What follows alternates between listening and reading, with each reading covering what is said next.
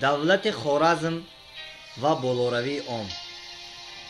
Хорезм ки соли 1017 аз тарафи Маҳмуди Ғазнавӣ истило гардида ва истиқлоли худро аз даст дода буд, дери нагузашта ба давлати Салҷуқиён мутеъ гардид.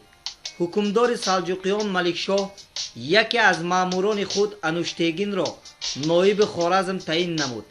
пас аз вафоти Ануштегин вориси ӯ Қутбиддин Муҳаммад ноиби Хорезм мешавад.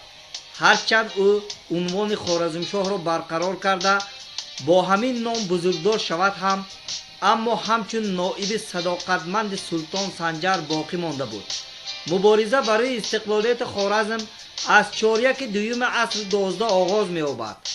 он бо номи писари Қутбиддин Муҳаммад яъне Отсиз вобаста аст. дипломати моҳир ва сарлашкари пурғайрат Отсиз ва ворисони вай дар роҳи истиқлолияти Хорезм ва аз тасарруфи Салҷуқиён баровардани Хорезм аз ҳар як вазъияти мусоиди сиёсӣ дар Моваронаҳр ва Эрон содиршуда истифода намуданд. пеш аз ҳама Отсиз туркман ва қипчоқҳоро ба худ тобеъ мекунад. доманаҳои Сирдарё ва нимҷазираи Манқишлоғро ки аз ҷиҳати иқтисодӣ пурзури сара иборат аз туркманҳо ва қанғилҳо ташкил намуда, якчанд маротиба салайҳи Султон Санҷар исьён мебардорад.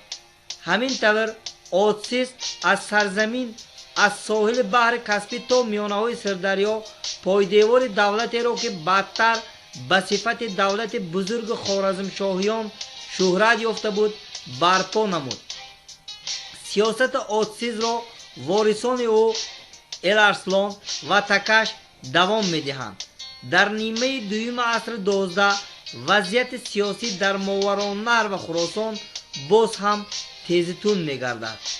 соли 1153 кучманчиён гӯсҳо алайҳи Султон Санҷар исьён мебардоранд.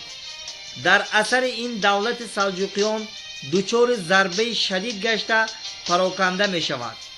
аввал аз он Осии Хурд ва Карман ҷудо мешавад. сипас вилоятҳои Форс, Азарбайҷон ва Хуросон мустақил мешаванд.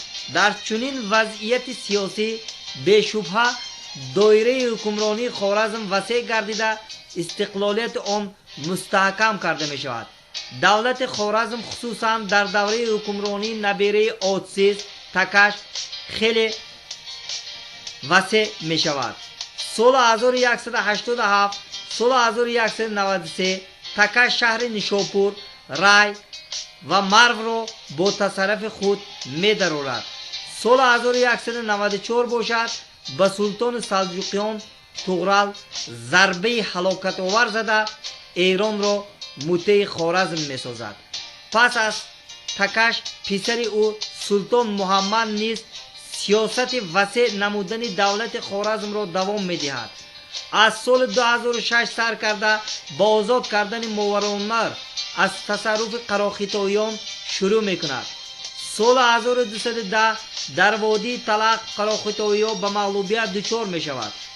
заминҳои то Етису мутеъи давлати Хорезмшоҳиён мегардад.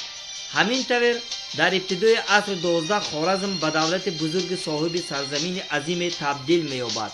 ба эътиборатон ташаккур.